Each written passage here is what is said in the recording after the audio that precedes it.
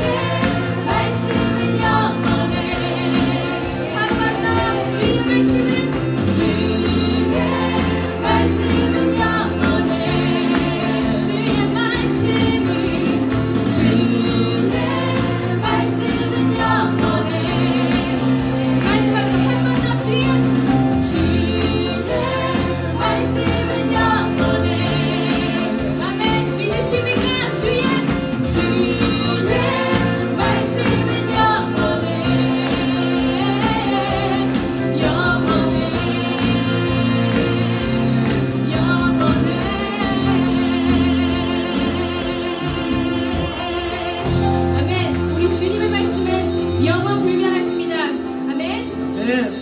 우리 예수님께서 말씀하시면 모든 것이 변합니다. 우리도 변화시켜 주실 줄 믿습니다. 그 마음 가지고 다 같이 박수 치면서 함께 찬양하시겠습니다.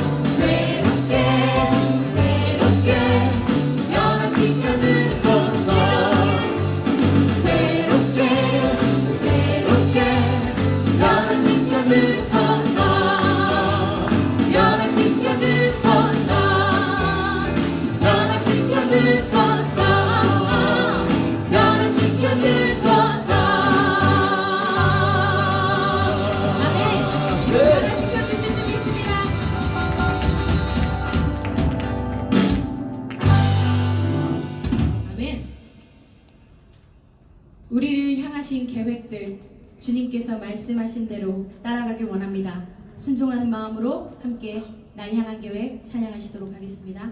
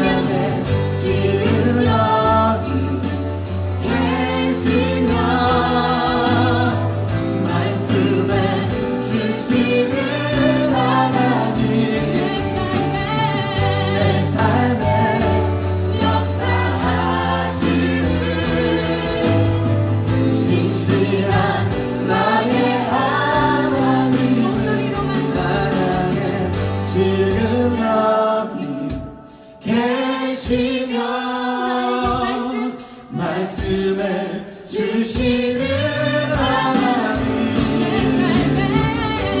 삶에 역사하시는 신실한 나의 하나님을 찬양해 능력이 되시며 말씀을 주시는 하나님 내 삶에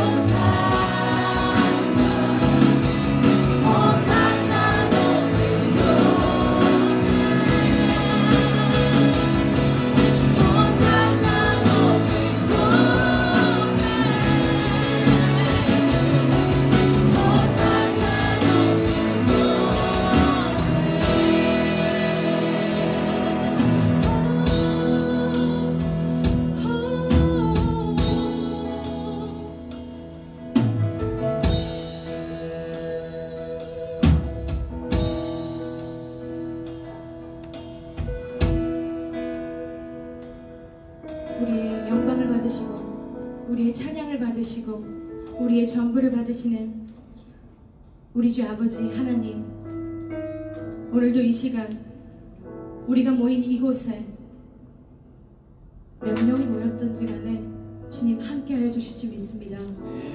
말씀이 육신되어 이 땅에 오셨고 우리를 위해 주님의 목숨까지 내어주신 그 사랑, 그 은혜, 우리가 무엇으로도 갚을 수 없고 보답할 수 없지만 우리가 피조물로 태어난 그 목적, 살아가는 이유 모두 우리 주 예수 그리스도이심을 고백합니다. 오늘 이 시간 우리가 모임에 주께서 영광 받으시고 우리의 찬양을 받으실 줄 믿습니다. 우리 모임 가운데 주님 함께하여 주시옵소서. 주님, 오늘도 우리에게 주시는 말씀, 우리 삶에 주시는 말씀 귀 기울이고 그것을 믿음으로, 행함으로 주님 세상 사람들에게 나의 주 예수 그리스도를 증거할 수 있도록 허락하여 주시옵소서. 우리가 모인 가운데 함께하여 주시고 또 함께하여 주실 수 있사옵고 감사드리며 살아계신 예수님의 이름으로 기도했습니다. 아멘.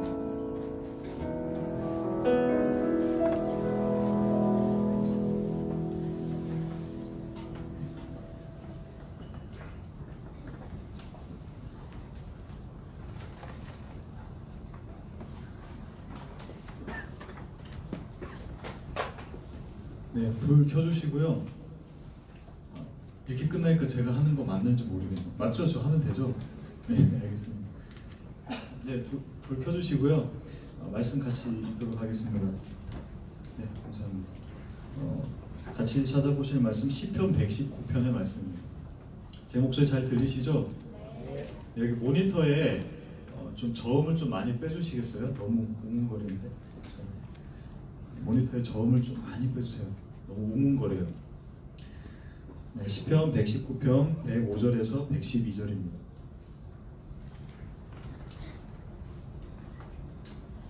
아, 나왔네요. 네, 이거 보고 읽죠 뭐. 교독하고 마지막에 함께 읽겠습니다. 주의 말씀은 내 발의 등이요 내 길의 빛이니이다. 나의 고난이 매우 심하오니 여호와여 주의 말씀대로 나를 살아나게 하소서.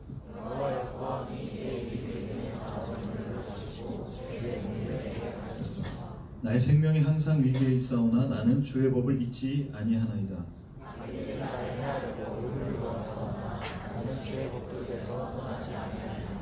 주의 증거들로 내가 영원히 나의 기억을 삼았사오니 이는 내 마음의 즐거움이 됨이니이다. 내가 주의 윤례들을 영원히 행하려고 내 마음을 기울였나이다. 아멘. 네, 말씀이라는 제목으로 말씀을 나누도록 하겠습니다. 저는 전정훈 간사고요. WPK에서 서울과 대전 워십에서 계속 같이 사역을 하고 있습니다.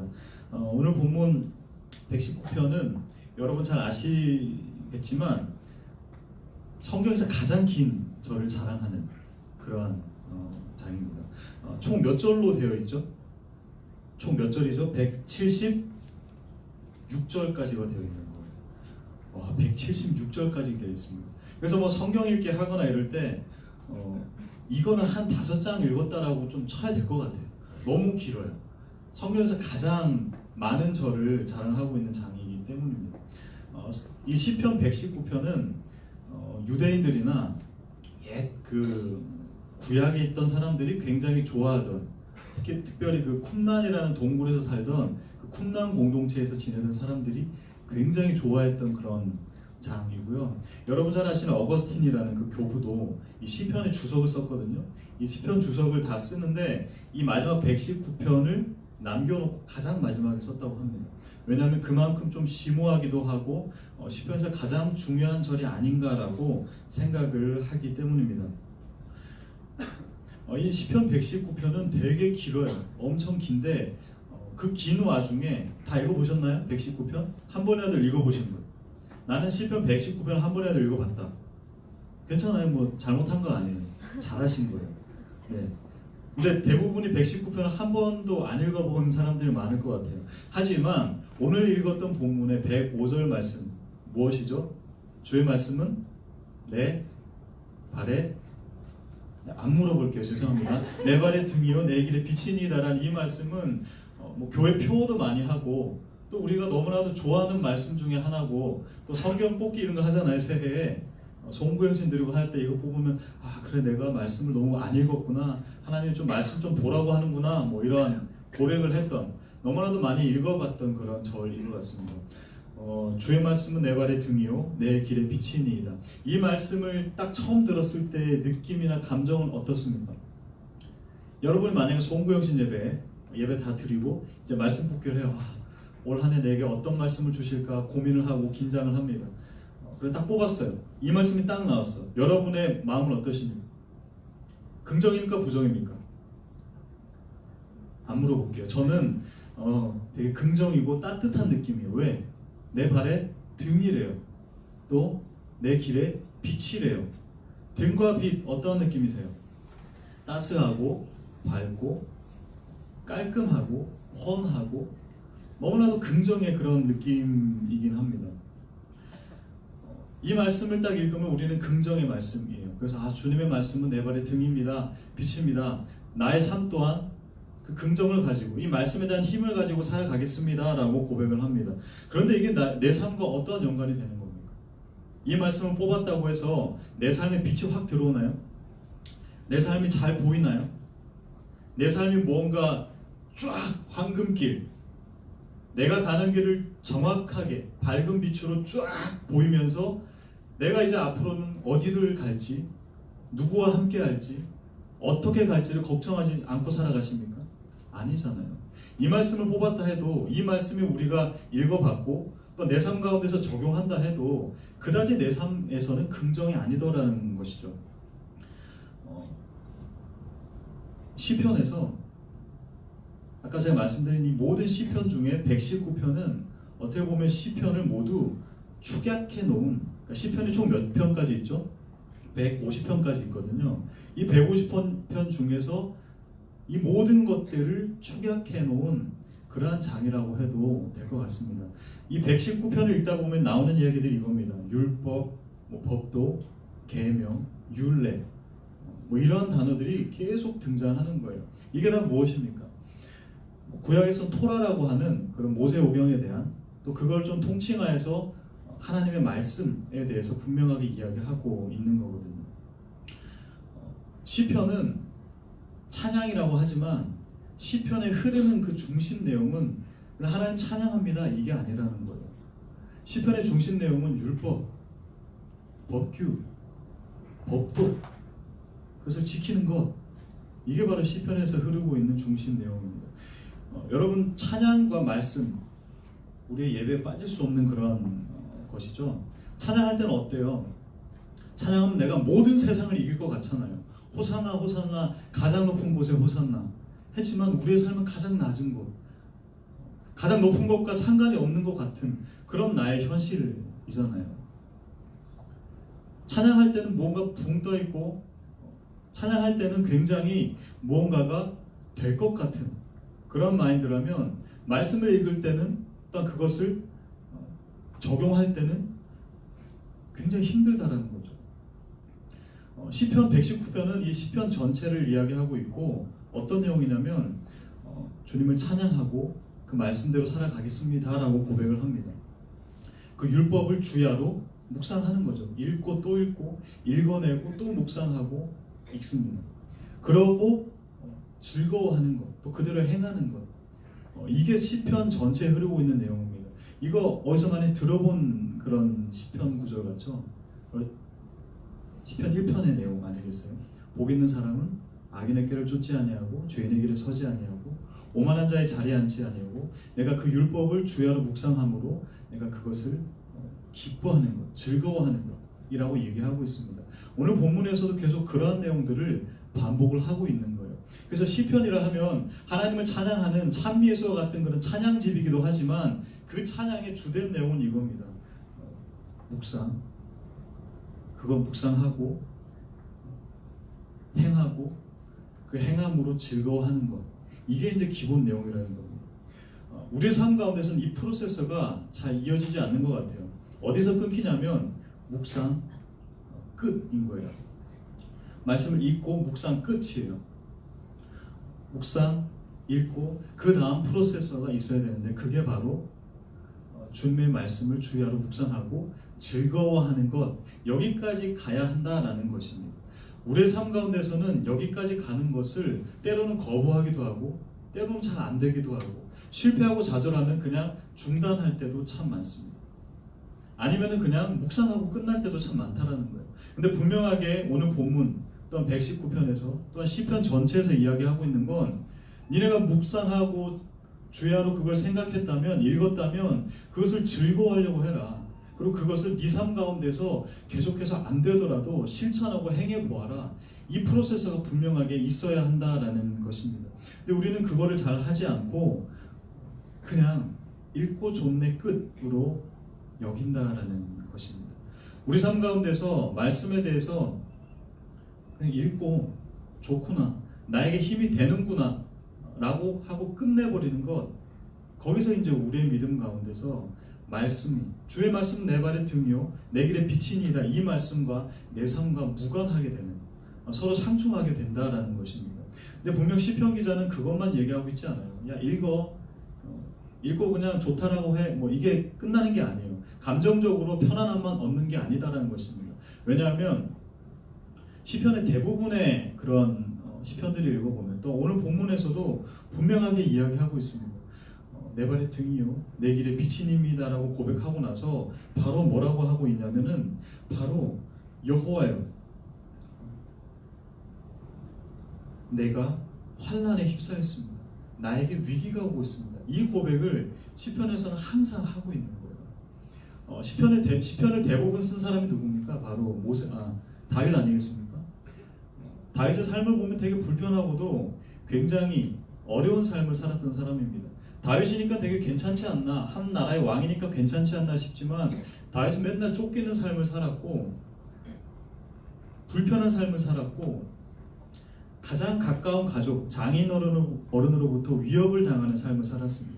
또한 본인의 가장 사랑하는 그 압살롬이라는 아들에게 모반을 당하고 맨날 도망다니는 그런 삶을 살았어요. 그래서 시편은 우리 마음 가운데 평안함을 주는 따뜻한 그런 책이 아니다라는 것입니다. 시편은 내 삶이 위기 가운데 있고 항상 고난 가운데 있지만 그럼에도 불구하고 나는 주의 말씀은 내 발에 등으로 삼겠습니다. 고백하고 결단하는 책이다라는 것입니다.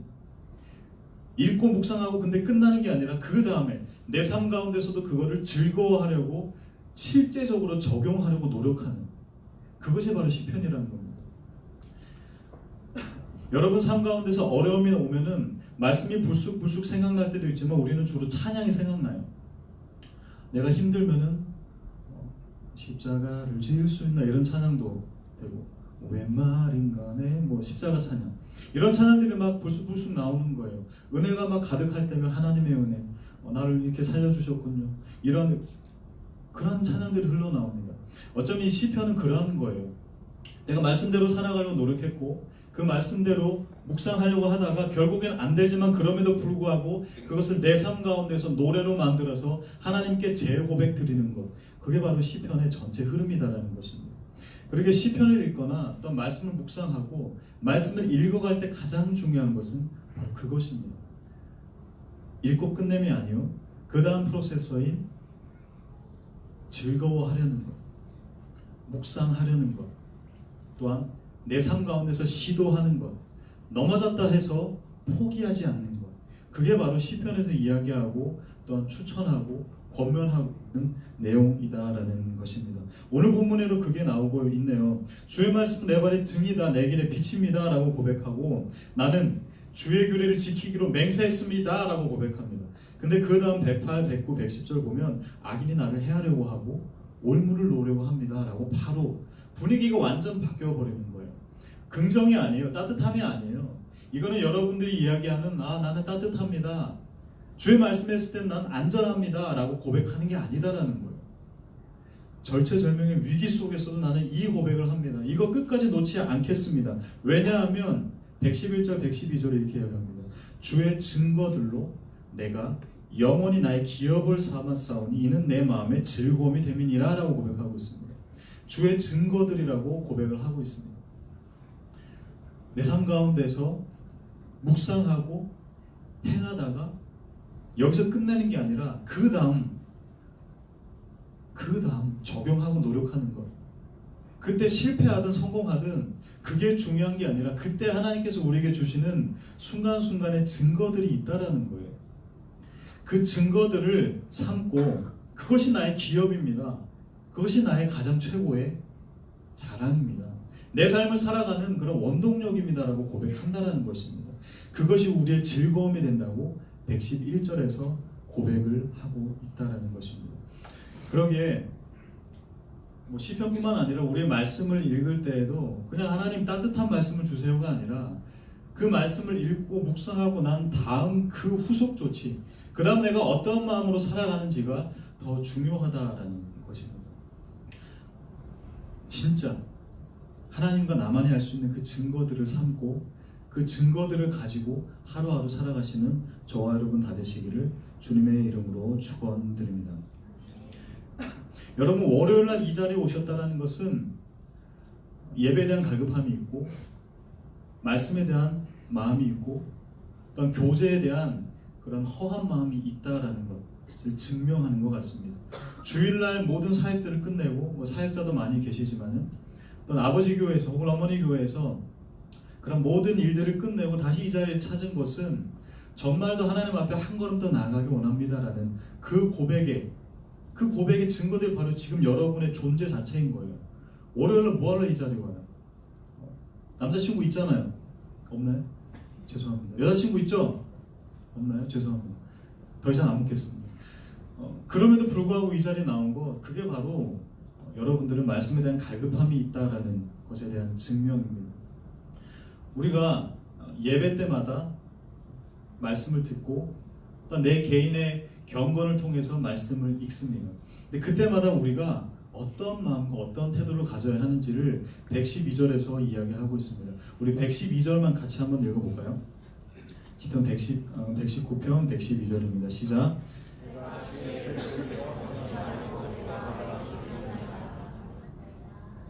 네, 이 자세가 분명 필요하다라는 것입니다. 행하려는 마음이다라기보다는 뒤에 나와 있는 내가 주님께 내 마음을 기울였습니다라는 것, 이 마음이 더 중요하다라는 것입니다. 우리는 예배 자리에 이런 마음으로 나옵니다. 하나님, 내가 이 자리에 나왔어요. 예배 드리러 왔습니다. 좋은 마음으로 왔습니다. 하나님께 따지러 온 것도 아니고요. 주일 사역 끝나고 예배가 갈급해서 왔습니다. 그러니 내가 여기 앉았으니 어디 한번 내 마음을 바꾸어 보시지요. 말씀으로서 내 마음을 한번 헤집어 보시지요.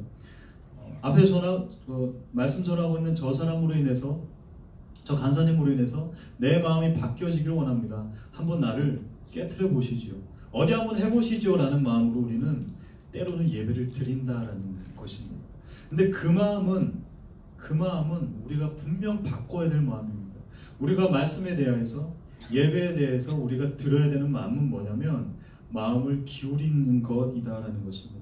우리의 마음을 기울여서 말씀을 듣고 그 말씀에 대해서 반응을 해야지, 내 말씀으로 나를 깨트려 보세요. 나 꽤 쉬운 남자 아니에요. 나 쉬운 처자 아니에요. 한번 해보세요. 이런 마음으로 앉아있다면 다시 한 번 더 우리의 마음을 활짝 열고 우리의 마음을 기울여야 한다라는 것입니다.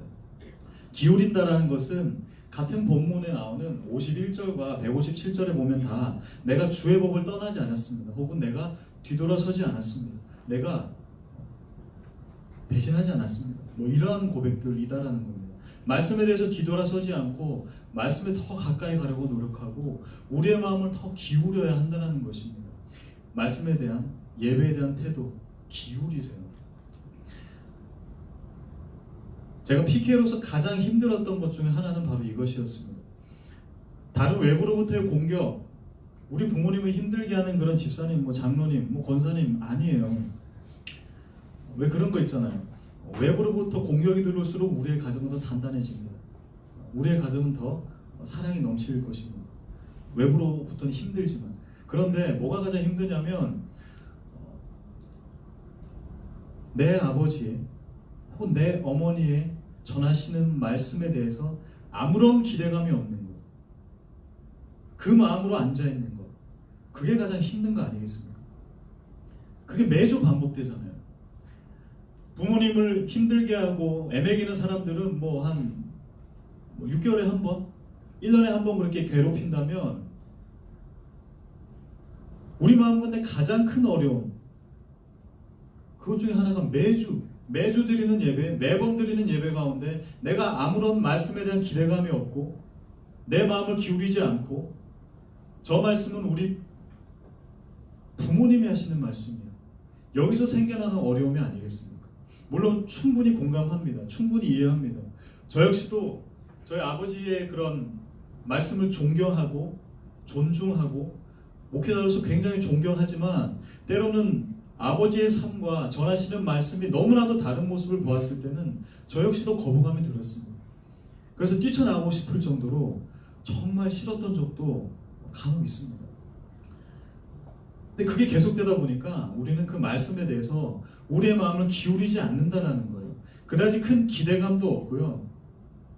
어쩌면 어디 한번 나를 깨트려 보시죠. 말씀으로 나를 한번 잘 요리해 보시죠. 이런 마음조차도 없다는 것입니다. 근데 우리는 이제 다시 한 번 더 우리의 마음을 말씀으로 기울여야 한다는 거죠. 말씀을 더욱더 적극적으로 읽겠노라. 그 말씀을 적극적으로 묵상하겠노라. 그 말씀에 대해서 내가 묵상한 것을 내 삶 가운데서 해보려고 노력하겠노라 해야 되는 것이죠. 그리고 나머지 되든 안 되든 이거는 여러분의 몫이 아니에요. 성령 하나님과 동행하느냐 동행하지 않느냐의 문제지, 그 결과는 하나님께 맡겨드리는 거예요. 하나님은 우리에게 무엇을 원하실까요? 제가 두 가지 보기를 드릴게요. 마지막 질문이에요. 이것만 한 번만 대답해 주세요. 아시겠죠? 네. 하나님은 우리에게 우리의 일기장을 원하실까요? 결과 보고서를 원하실까요? 무슨 말이냐면 하나님께서 우리에게 너 일기장 가져와 라고 원하실까요? 아니면 너 결과 보고서 제출해를 원하실까요? 일기장을 원하실 것 같다. 손 내리고. 결과 보고서를 원하실 것 같다. 네. 하나님은 결과 보고서를 그다지 기대하시진 않을 것 같습니다. 왜냐하면 하나님은 천지를 창조하신 전능하신 하나님이시기 때문입니다. 하나님은 말씀으로 지으셨죠.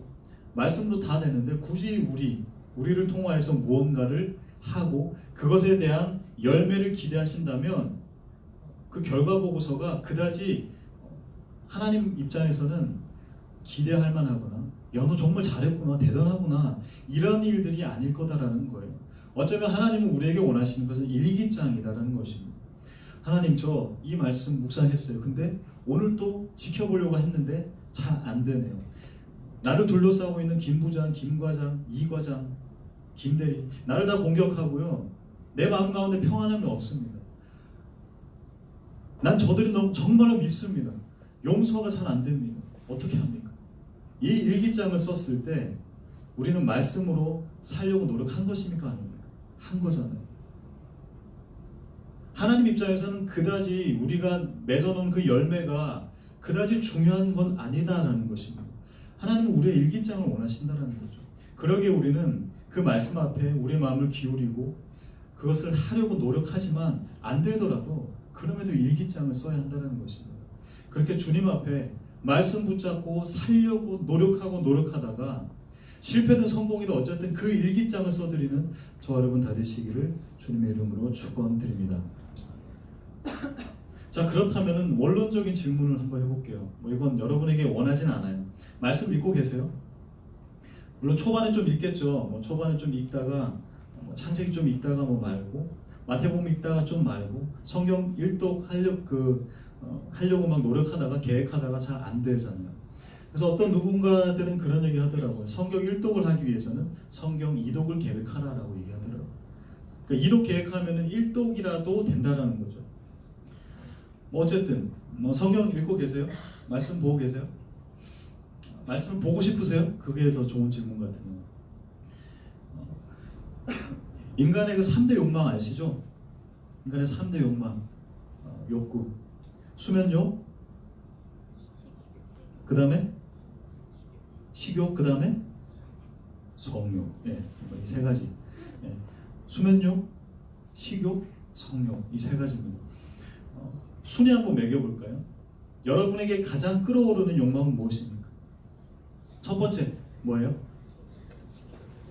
수면욕이 성욕 아니겠죠? 이건 좀 두고 수면욕과 식욕 중에 두 가지 싸움이 주로 많더라고요. 나는 수면욕이다. 네. 나는 죄송해요. 나는 식욕이다. 둘 다 동점. 수면욕과 식욕이 동점. 의견이 분분한 것 같아요. 사람마다 다른 것 같더라고요.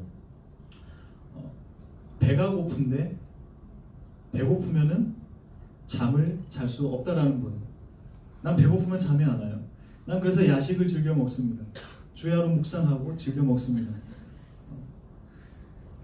나는 졸리면 아무것도 하기 싫어요. 일단 자야지 돼요.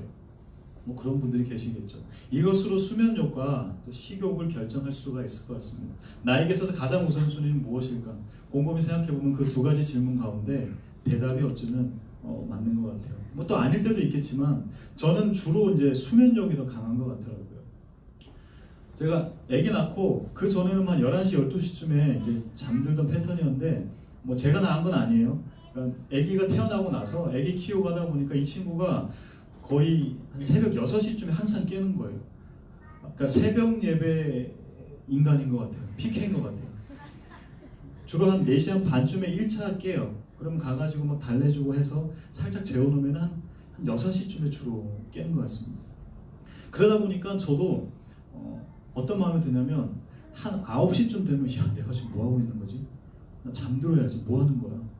라는 생각이 들더라고요. 그러니까 일찍 자려는 욕망이 막 생기더라고요. 그래서 요즘에는 거의 한 8시 반 되면 막 졸리기 시작하고 잠들기 시작해요. 그래서 청년부 사역할 때 애들이 이제 막 카톡을 보내는데 주로 9시 이전에 항상 카톡을 보내려고 해요. 왜냐면 제가 애들이 한 8시 좀 넘어서 카톡했는데 제가 자고 있었거든요. 한 8시 반쯤 돼도 자고 있다가 그 다음날 보내요. 그래서 제가 전대를 놔요, 전대를. 저는 딱 이제 9시만 되면은 이제 모든 게 마차가 되고, 마차가 이제 호박이 되고 막 이렇게 되는 거죠. 저는 좀 수면욕이 굉장히 더 많은 것 같아요. 그래서 제가 우선순위를 매기자면 수면욕, 그다음에 식욕, 그다음에 성욕인 것 같습니다. 어떤 사람들은 뭐 식욕이 우선, 수면욕, 그다음 성욕. 이 성욕이 항상 마지막에 있는 사람이 있는데 이게 이제 맨 앞으로가 문제가 되겠죠. 난 너무 생각나서 견딜 수가 없어요. 뭐 나 허벅지 찌르고 자야 돼 이런 사람이 되면은 이제 문제가 생기는 거겠죠. 근데 대체적으로 이 두 가지가 엎치락뒤치락하고 마지막 성욕이 그건 것 같아요. 여러분 졸리시죠? 하루 일과 다 끝나고 나면 졸리시잖아요, 그죠? 하루 일과 다 끝나고 나면 배고프시죠? 네, 야식을 먹고 싶고 이런 생각이 들 것입니다. 배고픔을 느끼고 허기짐을 느낍니다. 그래서 야식을 먹는 건 나쁜 행동인가요? 야식 먹는 게 뭐 불의한 행동인가요? 주야로 자꾸 먹는 게 뭐 나쁜 건가요? 뭐 어때? 그죠? 괜찮아요. 먹는 거 괜찮아요. 자는 게 문제인가요? 졸린데 뭐가? 자야죠. 그죠? 먹거나 자거나 하는 것은 기본적인 욕망이다라는 것입니다.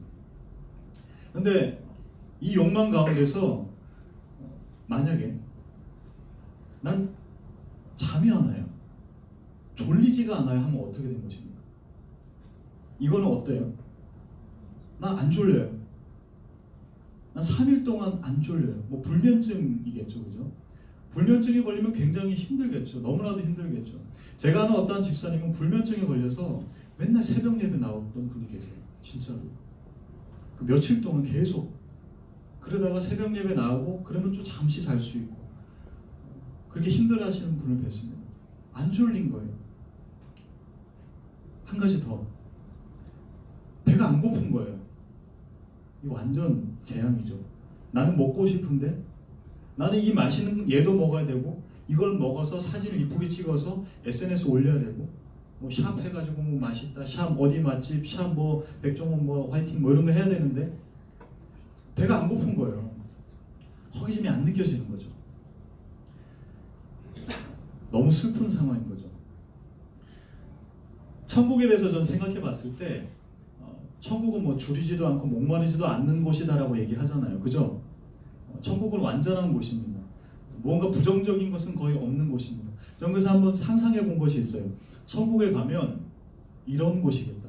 어떤 곳이냐면은 먹어도 배부르지 않고 배가 안 고파도 먹어도 맛있고 내가 먹고 싶은 게 아무리 먹어도 난 배가 더 이상 부르지 않는 거예요.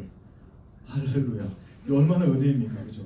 아마 천국은 그런 곳이 아닐까라는 생각이 들었습니다. 근데 배가 안 고픈 거예요. 안 졸린 거예요. 이 상황은 어떤 상황입니까? 여러분의 건강의 적신호 아니겠습니까? 제가 중학교 때 맨날 단체 기합을 받았던 기억이 있습니다. 맨날 단체 기합을 받아가지고 복도 끝에서 저 끝까지 오리걸음 무릎 선착순 몇 명 이런 거 하고 맨날 선생님께 맞고 별것도 아닌데 선생님 갑자기 팍 이렇게 하면은 야 단체 기합이야 다 남아 이렇게 하셨던 기억이 있습니다. 너무 아프잖아요. 힘들잖아요. 맞으면 너무 아프잖아요. 그죠? 근데 때려도 안 아프면 그게 어떤 상황입니까? 통증을 못 느끼는 거예요. 그거는 건강의 적신호겠죠. 우리의 건강에 가장 안 좋은 거는 못 느끼는 거예요. 허기짐이라든가 수면에 대한 욕망이라든가 통증을 못 느끼는 거예요. 통증을 못 느끼면 그게 이상 신호가 되어서 병원을 가거나 하지 못하는 거죠. 가장 위험한 거는 아픔을 느낄 때가 아니라 그 아픔을 못 느낄 때가 가장 위험한 것입니다. 자, 그렇다면 말씀은 무엇입니까? 흔히들 뭐라고 표현합니까? 말씀은 우리의 영의 양식이잖아요. 여러분이 이 말씀의 영의 양식에 대한 허기짐을 느끼십니까? 그냥 편하게 말씀 읽고 싶냐고요? 말씀을 보고 싶냐고요? 실제로 보냐고요? 그러니까 먹냐고요? 과식하시는 분 계세요? 거의 안 계시잖아요. 그죠? 아니면 내 삶 가운데서 오늘 하루에 적당량의 말씀도 먹으세요? 안 먹잖아요. 뭐 안 먹는 건 뭐 좋습니다. 바빠서 못 먹을 수도 있고 나중에 뭐 내일 몰아서 먹을 수도 있고 오케이 접어두고서라도 말씀에 대한 배고픔을 느끼십니까? 못 느낀다면 그게 우리의 영적 건강이 무엇입니까? 바로 굉장한 적신호라는 것이죠. 말씀을 먹고 안 먹고의 문제는 이제 떠나서 그 말씀을 안 먹었을 때 허기지고 그 말씀을 안 먹고 안 읽었을 때 배고픔을 느끼냐라는 것입니다. 여러분의 영적인 건강을 한번 체크해 보세요. 과연 나는 말씀을 먹고 싶은 마음이 드는가? 안 먹었을 때 배고픔을 느끼는가? 요만큼 먹고 난 잘 먹었어 라고 나도 모르게 어깨를 쭉 펴고 다니진 않는가? 영양실조인데 굉장히 위험한 상황인데 아플 때의 전조증상이 뭡니까? 식욕부진이잖아요. 뭐든 다 먹을 수 있을 것 같은 내가 입맛이 없어 안 먹을래 귀찮아 이게 바로 아플 때의 전조증상이잖아요. 그러니까 여러분이 안 먹고 있다? 그러면 여러분의 건강의 적신호. 안 먹었는데도 배가 안 고프다? 엄청난 적신호라는 것입니다. 과연 여러분의 삶을 한번 점검해 봅시다. 과연 나는 말씀에 대한 그런 갈급함이 있는가? 아니 갈급함이 아니라 안 먹고 나서 허기짐을 느끼냐라는 것을 점검해 봐야 한다라는 것입니다. 왜냐하면 그게 우리의 영적 상태를 여실히 드러내기 때문입니다. 점검해 봅시다. 말씀에 대한 우리의 마음을 새롭게 해봅시다. 말씀에 대한 내 건강 상태를, 영적 건강을 체크해야 한다라는 것입니다. 우리는 날마다 말씀을 먹어야 합니다. 날마다 그것을 적당량 먹어야 합니다. 그래야 우리의 영적인 건강이 온전해질 수가 있습니다. 이 한 달에 한 번 드리는 예배 기대감이 있으세요? 어떠세요? 서두에 말씀드린 대로 그러한 마음으로 이 자리에 오셨겠죠. 공동체에 대한 마음, 예배에 대한 마음, 말씀에 대한 기대감 왔겠죠. 근데 이거는 외식이에요, 외식.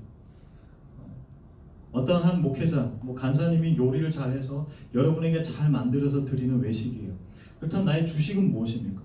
주식. 그 주식은 매일같이 먹는 나의 영적인 양식, 바로 말씀 아니겠습니까? 우리는 너무 남이 해주는 외식으로만 많은 것을 의존한다는 것입니다. 누군가가 해주는 밥만 해가지고 먹으려는 그런 욕망이 있다면, 자꾸 나가서만 밥 사 먹으려고 한다면 이제는 우리도 집밥 먹을 때가 되지 않았냐라는 것입니다. 집밥 먹어야죠. 왜 매일 먹어야 되는데? 여러분이 그렇게 부자가 아니잖아요. 여러분이 고용한 내 개인 셰프, 영적 셰프, 여러분이 어떤 한 목사님을, 당신은 나의 목사님입니다, 내가 월급 줄게요, 사례 줄게요 해서 여러분 개인 셰프가 있으세요? 개인 목사님이 있으세요? 그래서 그분이 매일 예배드리고 말씀을 전해주십니까? 이런 사람 저 단 한 명도 못 봤습니다. 단 한 명도. 아무리 돈이 많아도 그 영적인 그런 개인 셰프를 둔 사람 한 명도 못 봤어요. 개인 목회자 둔 사람 한 명도 못 봤어요. 그런 사역을 하는 거 한 번도 못 봤습니다. 그게 아니라면 내가 만들어 먹어야죠. 내가 직접 떠서 먹어야죠. 직접 내가 반찬 잘 준비해서 먹어야죠. 그게 내 건강에 가장 최고의 양식 아니겠습니까? 말씀을 맺도록 하겠습니다. 말씀, 믿음, 내 삶, 이 관계는 말씀을 읽고 주야로 묵상하고 그것을 가지고 즐거워하는 것, 이 단계까지 와야 한다는 것입니다. 여기서 끊겨버린다면 우리는 그냥 좋은 격언, 속담, 그것으로 끝나버릴 것입니다. 그냥 종교인인 거예요.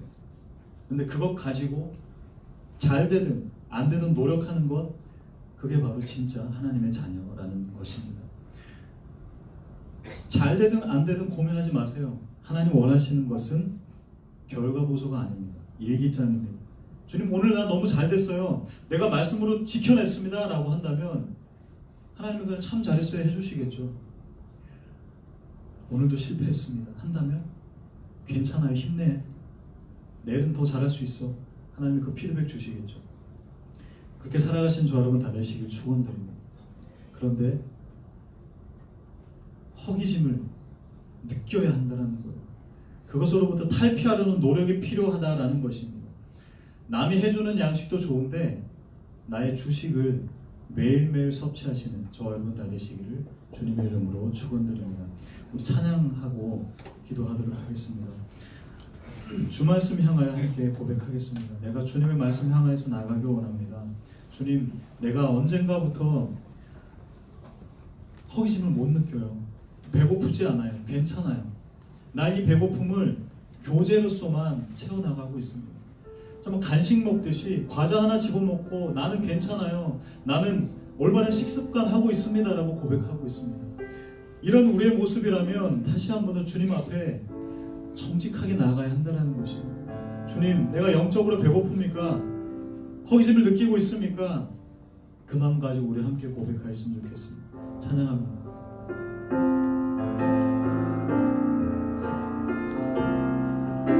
하늘에 나는 새도, 하늘에 나는 새도, 주 손길 돌보시네,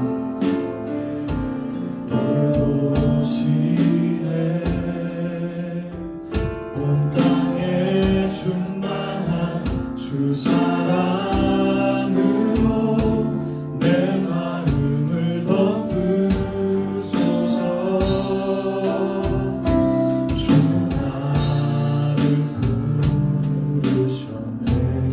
주의 영광으로, 주의 영광 위에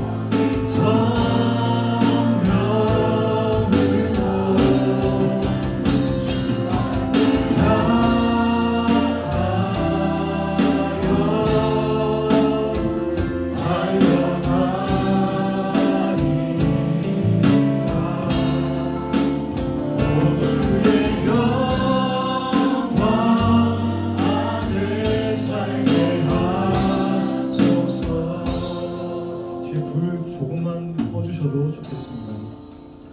기도할게요. 오늘 주신 말씀으로 기도하길 원합니다. 각자 주신 말씀으로 그 말씀 붙잡고 내게 주신 그 단어도 괜찮습니다. 한 문장도 괜찮아요. 하나님께서 주신 말씀이라고 생각한다면 그거 붙잡고 기도하길 원합니다. 주님, 내가 말씀 붙잡고 살지만, 말씀 가운데 살지만 내 삶과 내 말씀은 너무나도 무관할 때가 많은 것 같습니다. 그것 가지고 지키려고 부단히 애쓰고 노력하는 저희들 되게 하여 주시옵소서. 이렇게 주님께 일기장 써드리는 저희들 되게 하여 주시옵소서. 우리 함께 목소리 내어 기도하도록 하겠습니다.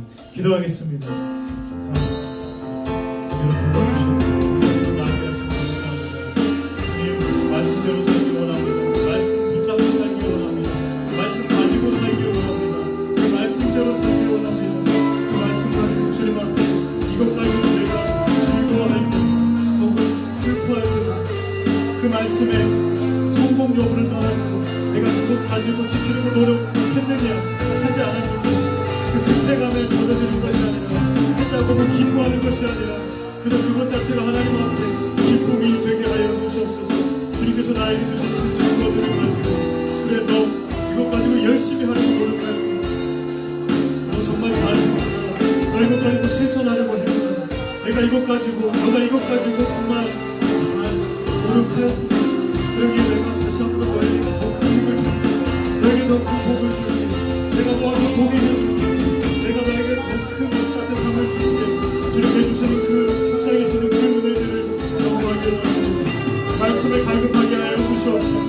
더욱더 허기짐을 느끼는 저희를 되게 하여 주시옵소서. 말씀에서 아무런 욕망이 없고 욕구가 없고 말씀 읽고 싶은 그런 마음이 생기지 않는다면 주님, 내 영혼은 병들어 있는 것입니다. 주님, 내 영혼은 너무나도 썩어져 있는 것입니다. 내 영혼은 너무나도 어두워져 있는 것입니다. 가려워져 있는 것입니다. 저에게 다시 한번 주님, 아버지 내 영혼을 바꿔주시고 내가 주님 앞에 그 말씀 가만히 달려가기 원한다고 고백하는 그런 우리 모두에게 하여 주시옵소서. 우리는 말씀을 너무나도 잘 알고 있습니다. 하지만 아는 것으로만 끝나려는 저희들의 마음도 있습니다. 좋은 말씀으로만 끝나는 것, 그것 가지고 내 삶 가운데 적용하지 않고 주야로 묵상하지 않고 즐거워하지 않고 저희들을 고백합니다.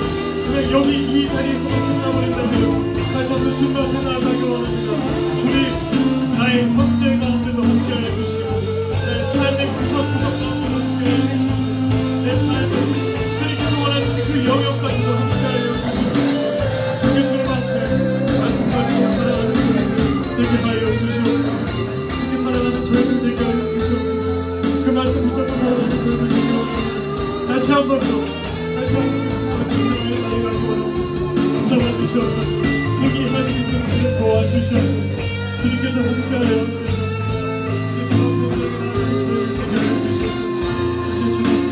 주님, 아버지, 내가 대단한 건 못 드렸지만 내가 엄청난 결과를 주님께 드리지 못하였지만 주님께서 이거 기뻐 받으시지요. 내 실패한 삶도 주님께서 받으시지요. 기뻐하시는 주님을 고백하는 그런 우리의 성도가 되게 주시옵소서. 그런 우리의 말씀 붙잡고 살아가는 삶 되게 하여 주시옵소서. 주님 앞에 나아가고 고마워합니다. 주님, 다시 한번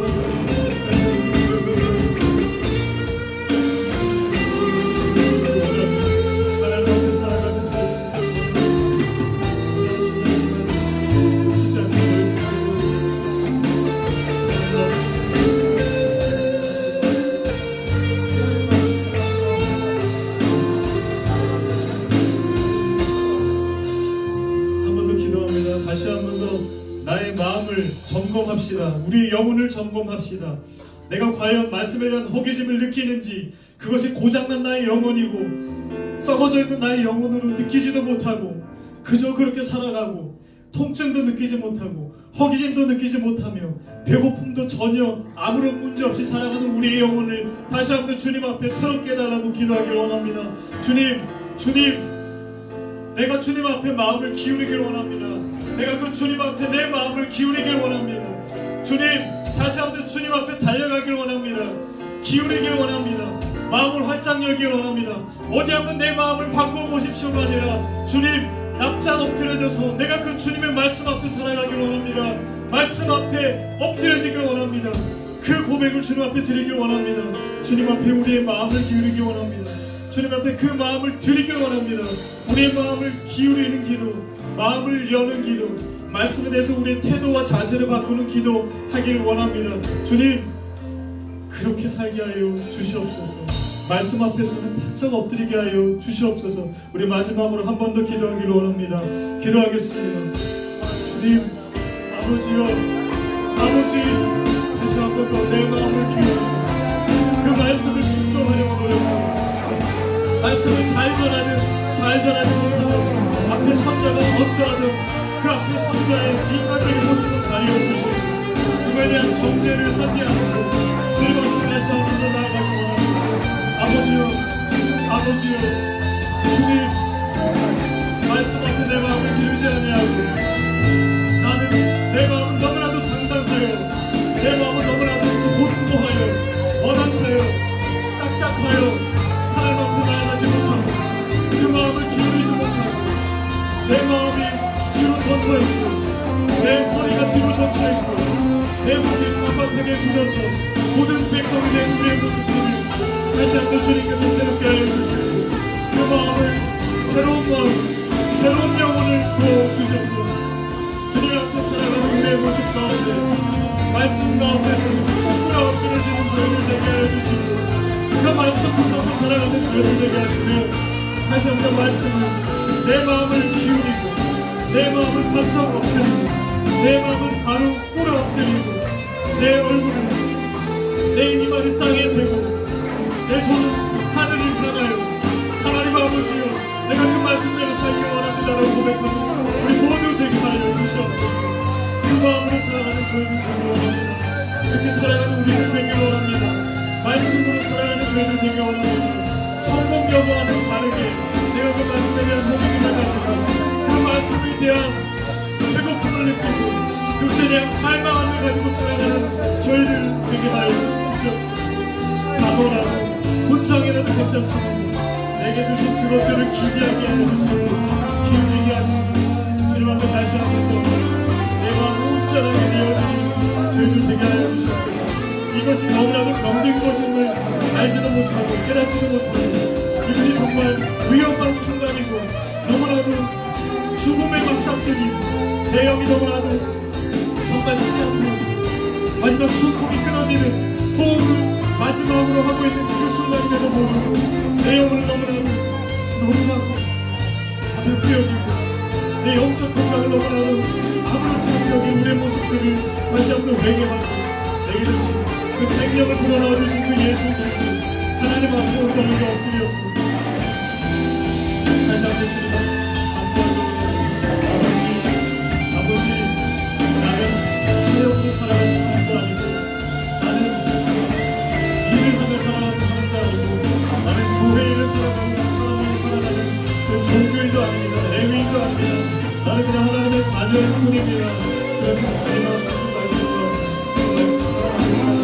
저희를 되게 하여 주시고 하나님 우리의 지도가 하나님과 함께 사는 저희를 되게 하시고 영적 끝까지 놓치지 않으시옵소서.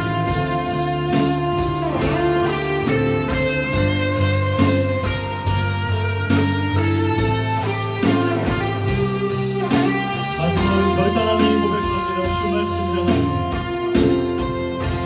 주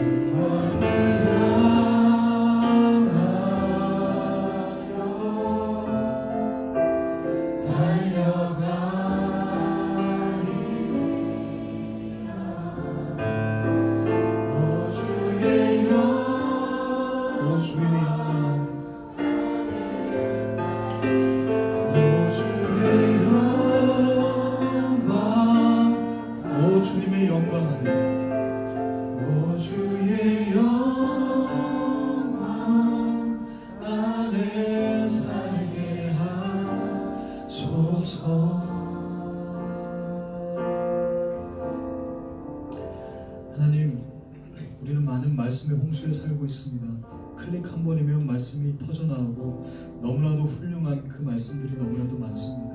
그런 환경 가운데 어쩌면 우리는 환경 가운데 살고 있지 살아계신 그 하나님의 말씀이 내 안에 있지는 않음을 고백드리며 다시 한 번 더 주님의 그 말씀이 우리의 심령 가운데 살아있게 하여 주시고 내가 그 말씀의 허기짐을 배고픔을 견딜 수 없는 저희들 되게 하여 주시옵소서.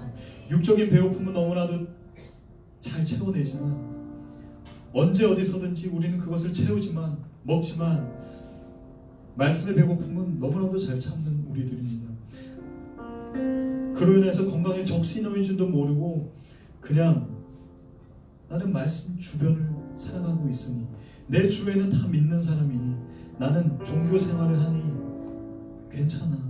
괜찮아 라고 하는 우리의 모습을 발견합니다. 다시 한 번 더 주님 앞에 그 영적 허기짐을 견딜 수 없는 저희들 되게 하여 주시옵소서. 말씀 붙잡고 살아가며 그것을 성공하든 실패하든 그것이 중요한 게 아니라 그 하루 끝날 때 주님께 일기장 써드리는 주님, 나 오늘 너무나도 기뻐요. 이 말씀 지켜냈습니다. 감사합니다. 주님, 나 너무나도 낙담됩니다. 나는 오늘도 죄인이군요. 죄송합니다. 이 내 마음도 받아주시옵소서 고백하는 우리 모두 되게 하여 주시옵소서. 예수님의 이름으로 기도드립니다. 아멘.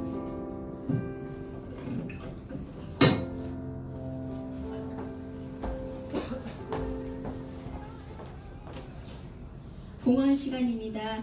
이 시간 특별히 박건웅 형제님께서 하나님께 찬양 영광 올려드릴 때 여러분 또한 준비한 예물 드리도록 하겠습니다.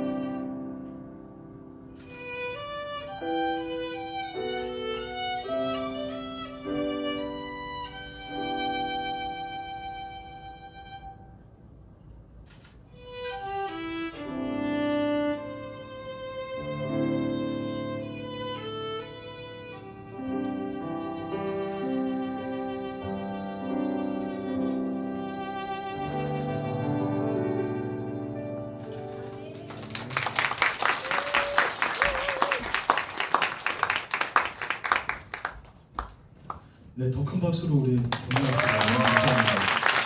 감사합니다. 그리고 한국에서 기도하고 축도하고 예배 마무리하겠습니다.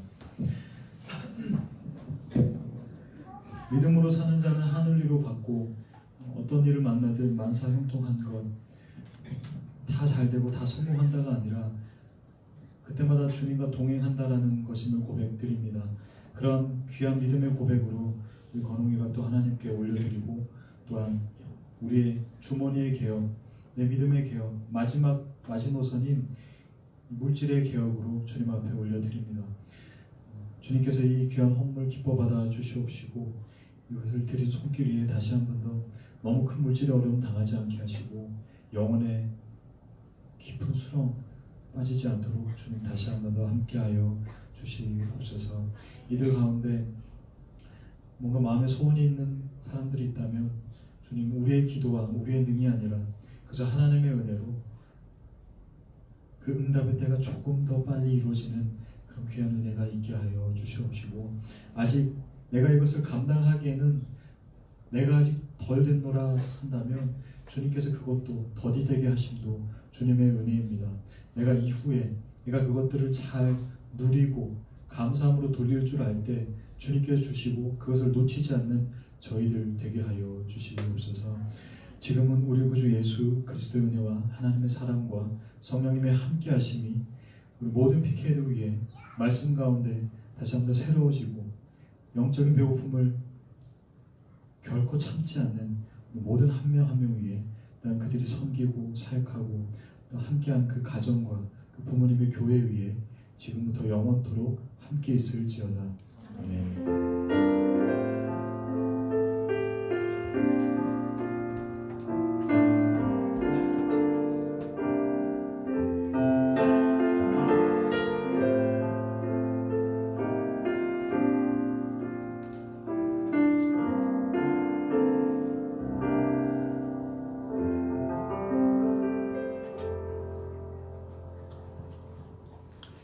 네, 여러분 안녕하세요. 네, 안녕하세요. 네, 한 번 더. 자, 안녕하세요. 네, 반갑습니다. 광고하도록 하겠습니다. 네, 기다리셨죠? 105번째 WPK 워십 오신 우리 PK, MK 여러분들 진심으로 환영합니다. 네, 다들 PK, MK 맞으시죠? 깜짝 놀라시겠지만 저도 PK입니다. 네. 환영합니다. 그렇습니다. 한 달에 한 번씩 이렇게 예배를 드리고 있습니다. 우리 서울, 대전, 부산, 대구 이렇게 네 군데에서 지금 한 달에 한 번씩 예배를 드리고 있는데 서울은 마지막 주 월요일 2월 25일 저녁에 또 2월달 예배가 있을 예정이고요. 부산은 2월 18일 대전은 2월 18일 부산과 똑같습니다. 그리고 대구는 2월 11일 네, 이렇게 예배를 드리고 있습니다. 그래서 대전, 대구, 부산 사는 어떤 PK들 있으면 많이 추천해 주시고 또 함께 해주셨으면 좋겠습니다. 캠프가 이제 오는 2월에 개최가 됩니다. 그래서 이번에는 감사하게도 부산 경상 지역과 그 다음에 서울 경기 지역 이렇게 두 군데에서 이렇게 드리는데요. 부산 경상 캠프는 전지적 주님 시점이라는 주제로 2월 14일부터 16일 땅끝교회 홀리조이센터에서 이렇게 개최가 됩니다. 네, 포스터 보이시죠? 네, 전지적 주님 시점, 전지적 주님 시점. 그래서 부산 뭐 여기 서울 사셔도 부산 뭐 가셔도 되는데 좀 멀긴 하겠지만은 네 차별을 대드리진 않지만은 네 가시고 싶으신 분 뭐 가셔도 됩니다. 일단은 2월 14일에서 16일 부산 경상 캠프가 진행이 되고요. 또 서울 경기 캠프 2월 28일부터 3월 2일 2박 3일간 개최가 됩니다. 네 서울 경기는 없나요? 네. 나왔네요. 그 하나님의 에이스라는 주제로 이제 열리게 되는데 네, 그쵸. 이번 주제에 어떤 주제되는 어떤 인물이 있습니다. 그래서 그 인물이 이제 다윗인데 다윗에 대해서 우리가 더 많이 얘기를 나누고 또 그렇게 예배드리고 묵상하는 그런 좋은 시간 가질 예정인데 장소랑 뭐 이렇게 자세한 어떤 공지사항은 페이스북이나 또 인터넷 또 인스타그램 등등에서 이렇게 알려드리도록 하겠습니다. 기대해 주시고 기도 부탁드립니다. 네, 그렇습니다. WK 아까 이제 찬양팀의 어떤 섬김으로 함께 찬양을 드렸었는데 남자 싱어와 또 건반을 모집을 합니다. 그래서 찬양팀에 대해서 짧게 이렇게 소개를 해드리자면 일단 실력 뭐 그런 것도 일단 중요합니다. 근데 더 중요한 거는 이 예배를 어떻게 사모할 것이냐, 이 예배를 얼마나 더 기쁜 예배로 만들 것이냐, 좋은 예배로 만들 것이냐, 그런 것을 정말 마음에 두고 있다면 네, 그런 마음과 함께 악기 실력이 조금만 있다면 문의해 주시기 바랍니다. 누구한테요? 저한테. WK 찬양팀 간사 박찬주 간사입니다. 네, 박찬주 간사였습니다. 그리고 미디어 팀도 모집합니다. 미디어 팀 모집하는데 미디어 팀은 이제 사진도 찍고 그다음에 뭐 PPT도 하고 뭐 이것저것 뭐 디자인도 하고 뭐 이렇긴 하는데 단순히 이렇게 디자인하고 사진 찍고 그런 게 아니라 우리의 좀 모토가 있어요. 그래서 이 PK들을 하나님이 PK를 바라보실 때 얼마나 또 기쁜 어떤 그런 마음일까. 그래서 하나님의 눈으로 이 사진을 남기고 또 그런 따스한 섬김으로 이 예배 모든 원활한 진행을 위해서 PPT도 하고 디자인도 하는 미디어 팀입니다. 그래서 그런 마음이 있다면 누구에게? 저에게. 네, 미디어 팀장, 미디어 팀 간사 박찬주 간사입니다. 네, 저예요. 네, 저에게 문의해 주시면 되겠습니다. 다음으로는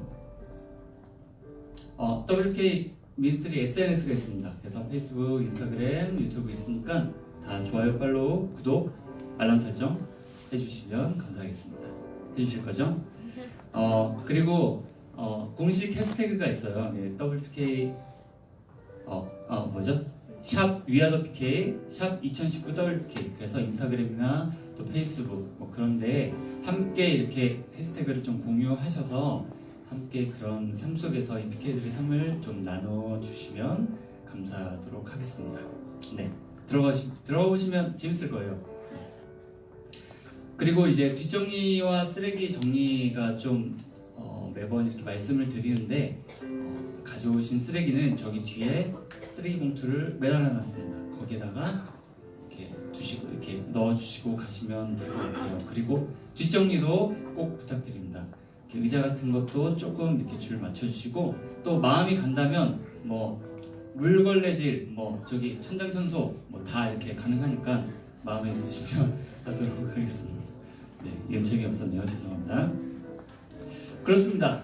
주변 정리 잘 부탁드립니다. 그리고 소그룹 WK는 소그룹이 있습니다. 그래서 지금 몇 개 조, 15개인가요? 네, 14개 조에 이제 각각 소그룹이 있는데 소그룹에 자기가 속해져 있지 않다라고 하시는 분은 여기 이분께 이제 조승열 우리 디렉터님께 이렇게 말씀을 해주시면 소그룹에 소속들이 넣어드릴 테니까 꼭 말씀해 주시기 바랍니다. 그리고 이제 그쵸, 네, 그쵸, 뭐죠 이제 뉴피 소개. 네, 죄송합니다. 반응이 좀 이렇게 그래서 이렇게 원활하지 않았습니다. 뉴피 소개에게 할 텐데, 네, 이제 다시 뉴피 소개하도록 하겠습니다. 네, 새로운 우리 뉴PK 앞으로 오시도록 하겠습니다. 50에 처음 나왔거나 하시는 우리 PK 여러분들 앞으로 오시도록 하겠습니다. 네, 뉴PK 앞으로 오시도록 하겠습니다.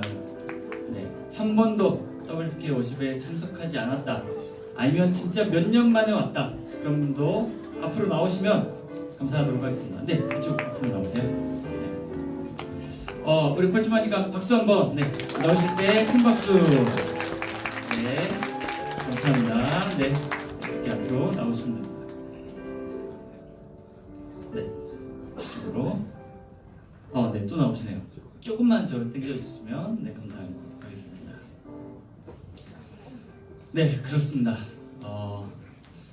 이름이 가고 그리고 워십에 이렇게 온 짧은 소감, 그리고 나이는 말씀 안 하셔도 돼요. 나이는 말씀 안 하셔도 되는데 이제 몇 또래인지, 네, 저는 이제 84또래입니다. 네, 그런 걸로 이제 몇 또래인지 말씀해 주시면 감사하겠습니다.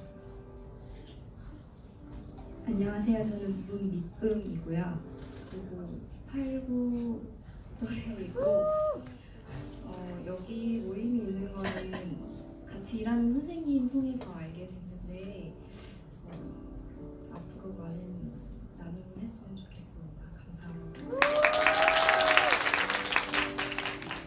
안녕하세요. 저는 유하민이라고 하고요. 96 또래입니다. 이제 누나의 추천에 의해서 오게 됐는데 앞으로도 이렇게 함께 예배 드릴 수 있으면 좋겠습니다. 감사합니다. 네, 저는 86 또래고 임성진이고 여기 안 계신 것 같은데 83 또래 이호환님이라는 분 계신가요? 그분께 소개받아서 왔습니다. 잘 부탁드리겠습니다. 네, 안녕하세요. 저는 95 또래 박예원이라고 합니다. 네, 저는 우리 교회 전사님을 통해서 와게 됐는데 네, 정말 이 모임을 좀 기대하고 왔거든요. 그래서 많이 반갑습니다. 안녕하세요. 저는 94 또래 이명현입니다. 직장 동료인 은희 언니를 통해 이곳에 오게 됐고요. 만나뵈서 반갑습니다. 네, 안녕하세요. 저는 94 또래 이혜성이고 수련회를 갔는데 누나를 만나게 돼서 그 누나의 권유로 오게 되었습니다. 잘 부탁드립니다. 네, 저는 92 또래 윤요한이고요. 현재 전도사로 사역하고 있고요. 제 친동생이랑 같이 사역하신 전도사님이 소개해 주셨는데 정작 그분들은 여기 안 오셨어요. 잘 부탁드리겠습니다. 저는 장민준이고요. 99 또래이고요. 학교 선배인 박은총 형을 통해서 왔습니다. 잘 부탁드립니다.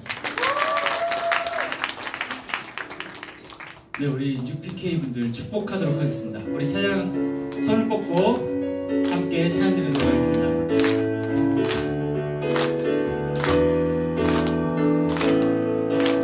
다 같이 사랑해요. 사랑해요. 누구요? UPK 축복해요. 더 큰 목소리로 UPK 당신의 마음에 우리의 사랑을 우리 마지막으로 셋넷 UPK. 네, 수고하셨습니다. 네, 우리 UPK 분들은 저기 어디죠? 네네네, 저기 손 흔들시는 분 보이시죠? 네, 그분께 예배 끝나고 가셔서 모임 가지시면 되겠습니다. 네, 들어가시면 됩니다.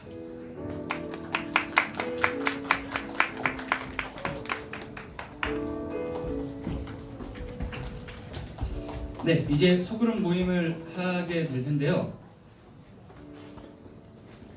네, 각자 이제 조별로 모이셔서 2019년 이제 새해가 밝았습니다. 그래서 두 가지 이 소그룹별로 나눠 주시면 되겠습니다.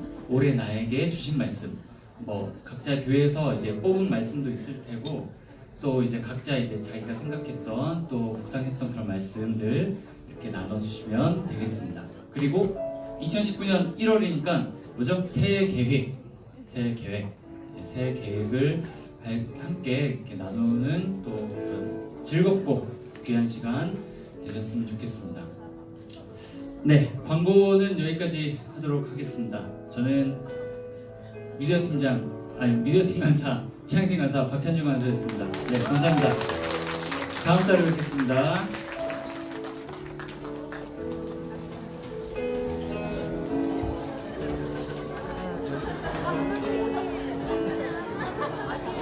나와요 여기.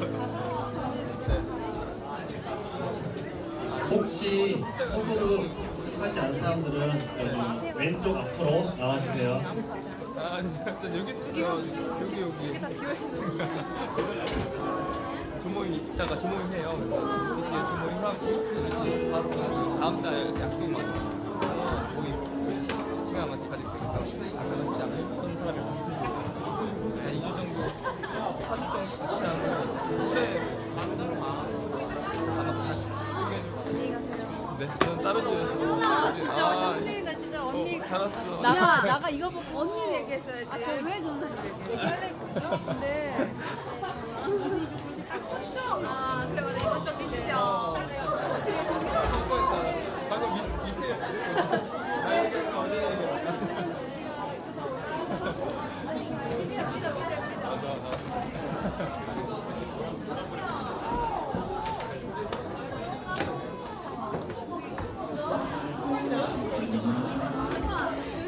나 화장실 갔다 올게.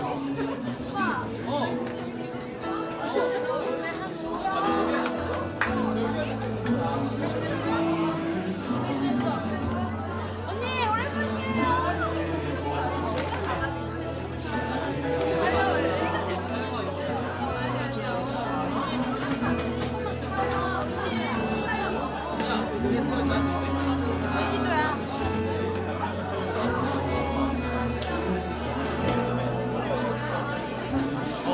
안녕하세요. 아, 영상이네 주시나? 아, 그럼 저희도. 네, 맞아요. 깜짝이야, 저희도. 105번째 WPK 워십 인소 중요합니다.